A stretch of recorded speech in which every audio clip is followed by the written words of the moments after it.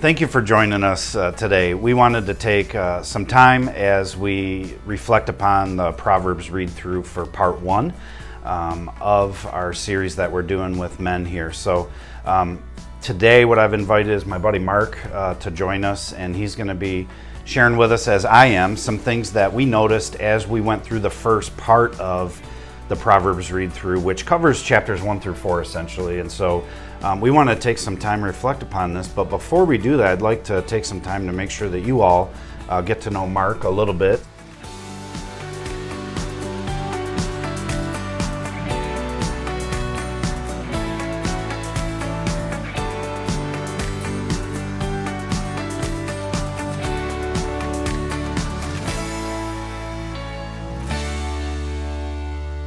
Is it true, Mark, that you have once thawed out an entire beef brisket in your above-ground pool?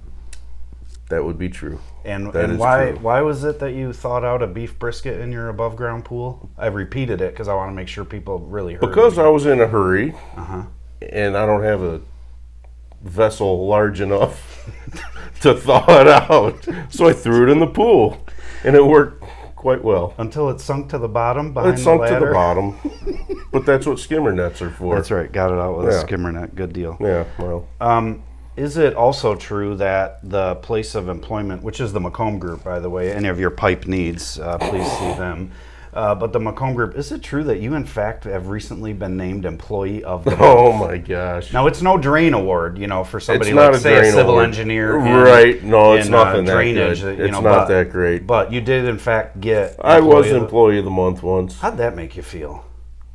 All right. Okay. Very good. Very good. All right. and then also, I got $100 for it. That felt pretty good. Oh, you did? I did. Well, that's better than an Arch card. What? Oh, yeah, McDonald's. I got you. Yeah, it was better. Okay, good. Yeah. And then can you also confirm or deny that one of your daughters once tattooed Andy on the bottom of your foot? It was supposed to be an American flag, but it was indeed Andy. Oh, I don't think I know that part. So she told you that's what she was doing? She told me she was doing an American flag. She did Andy on the bottom of my foot. Oh, that made it even better than I realized. Thank you for that. Thank you for that. So recently, as I mentioned, so Mark and I and some others are reading through the book of Proverbs.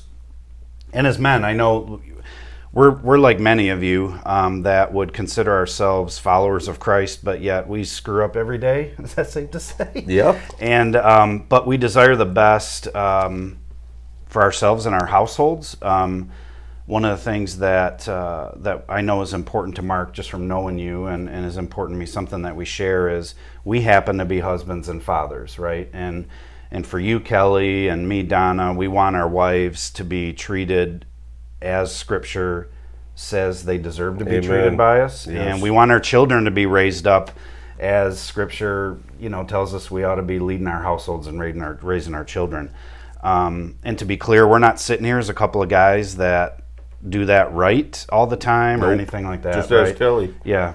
Don't ask Donna, please. But that is the desire of our heart. And the cool thing is when we are asked this by God, He gives us things to help us along the way, right? And I believe Proverbs is one of those books of the Bible that really speaks into our hearts and helps us know what it looks like to maybe be a better husband or a father.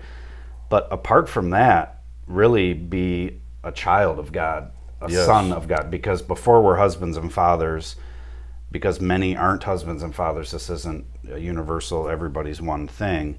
We're called to be followers of Christ and ambassadors for the kingdom, right? And so Proverbs just speaks into that so much. And so what I thought we would do today is kind of share things that stood out to each of us out of the first 4 books of Proverbs, which are covered over the first 5 days of the reading plan. And so, Mark, you were sharing with me earlier, so I'm not going to pretend that you didn't, but what you want to share with us, what section out of the first 4 books of Proverbs meant something to you and why, and if you'd care to read it to them. Yeah, there's a whole lot really, but Proverbs 3, starting at verse 3.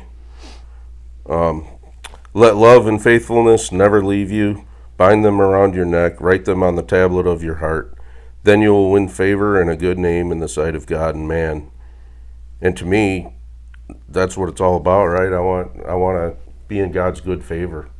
It means a lot. And I also want to be in good favor to other men. I want other men to respect me. Mm-hmm. And that just kind of stood out to me. You had said earlier to me, actually, specifically about this, if I remember right, something about, what name you make for yourself, right? Mm-hmm. Like when people think of you, what they're thinking of. Yeah. And so when you read that text, what does that make you think the priority is of what you'd like people to think of when they think of you? Does that question make sense? Yeah, I mean, I'd like to be known as an honorable man, a man of my word, a man of God. Yeah. I mean, that's important to me.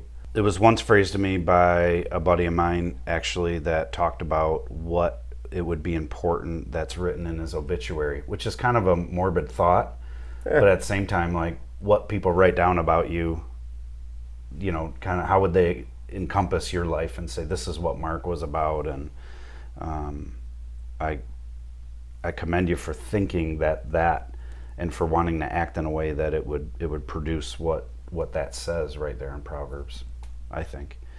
For me, I was sharing with you earlier also, I had one out of the first book of Proverbs, so Proverbs chapter 1, the first chapter, beginning at verse 10, we'll say. And this kind of spoke to me because I happen to be a father, mm-hmm. and you know this feeling as well. It says, "My son, if sinful men entice you, do not give in to them. If they say, 'Come along with us, let's lie in wait for innocent blood, let's ambush some harmless soul, let's swallow them like fire, like the grave, and whole like those who go down into the pit. We will get all sorts of valuable things and fill our houses with plunder.'" And he continues on. And then in verse 15 he says, "My son, do not go along with them and do not set foot on their paths." What? Do not set foots.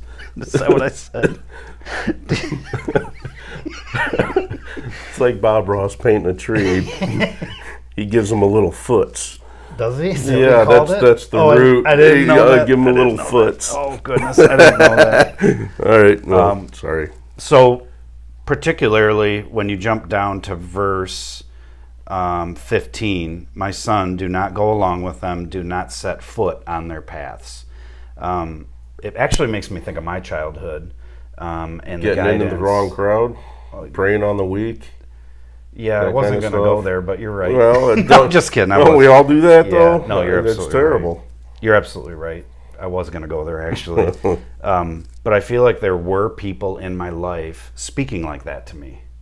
Like this text says, mm-hmm. Do not set your foot on their paths. And when I think about my 3 children, 2 sons in particular, but really my 3 children, and I think about this book being a letter written from Solomon to his son, from a parent to a child, right? He's looking out for their best interest, and he understands what does happen if you do go that route. Mm-hmm. And most of us sitting in our seats, walking in our shoes, whatever you want to say there, we've made enough mistakes that we do know what is not good for you. Yeah. And we want them to know that, right? Yes. And so I really take notice of that text in particular.